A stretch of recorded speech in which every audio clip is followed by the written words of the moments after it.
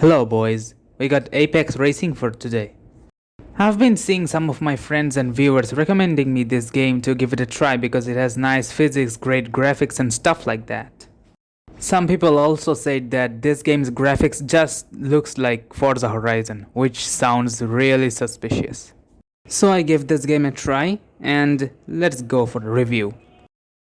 Upon starting the game, you'll not see a main menu unless you press that back button on the top left corner. Pressing it brings the main menu and it looks like Forza Horizon. Kind of. The main menu looks okay to me, but don't you think the button management should be in the settings? It's just like a thing to make the main menu even more filled up, so it can look just like Forza Horizon. They should have just added a button which players can use to buy tokens and coins in exchange of money. So, is that a good feature? No. They should have added a news and events button so players can keep track of news and events. In spin machines you can win coins and tokens. Sometimes you can win big, sometimes you can win too small. Yeah, 100 coins. Don't worry, if you run out of spins you can always watch an ad to get one more spin or wait for a day for another spin. And one more thing is that this game is surprisingly low grindy. You can win 1 or 2 golds in circuit races to basically buy every upgrades for a car. Speaking of races, we can play online and offline. In offline we can play circuit races, sprint races, drift races, hill climb racing and free roam. In circuit, sprint and hill climb mode, you gotta beat the target time in order to win the race. And in drift mode, you basically have to score points by drifting. Races are classified by car classes. Now, gameplay and physics. As I said, circuit, sprint and hill climb racing requires you to beat the target time in order to win the race. The faster you complete the race, the more rewards you'll get. Which means racing line and stuff. The controls are just like other racing games. Also, you can't get your 4 wheels out of the track, otherwise you'll be disqualified and you'll need to restart the race. Otherwise, you'll not finish the race even if you reach the finish line. In drift mode, you have to drift and score points as usual and just like most of the racing games except FR Legends. And yeah, drifting is too hard. And now, physics. The physics of this game is pretty realistic. The way the car turns, the way the car brakes, the way the car accelerates. It's pretty realistic looking. And realistic physics means this game's gonna be pretty hard for those who sucks at driving. So if you're gonna step into this game for the first time, be mentally ready. And don't think of playing this game if you have mental issues. And for sure, realistic physics means really hard time in drifting. And you know, I suck at drifting, so I'm having a serious hard time. So if you're a noob like me, you're gonna have a hard time too.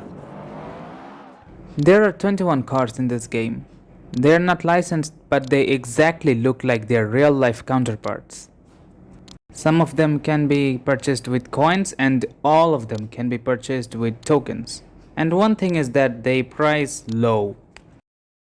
One thing that really unsatisfied me was every car was rear wheel drive except the Huracan, which was a 4-wheel drive.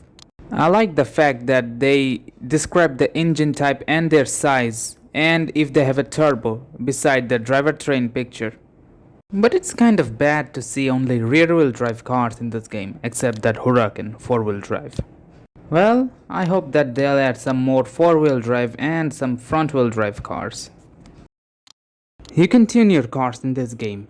Stance, differential, brakes, and some more stuff like that.